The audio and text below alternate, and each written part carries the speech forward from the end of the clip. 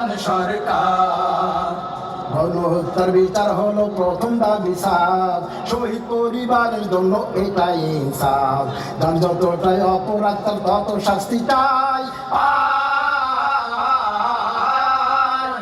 এমন সাহস যেন সামনে না করে কেউ ভাই। গণতন্ত্রের জন্য জানি নির্বাচনটা লাগে, কিন্তু এটা হয় না যেন সংস্কারের আগে। রাষ্ট্রযন্ত্রে নানা অংশের করলে সংস্কার, নির্বাচনটা হবে তখন ফ্রি অ্যান্ড ফেয়ার। জুলাই সনদ ঘোষণায় বাস্তবায়ন বাকি, এই ব্যাপারে অনেকেই চাচ্ছে দিতে ফাঁকি। সনদ ছাড়া অভ্যুত্থানের দাম থাকে কি আর?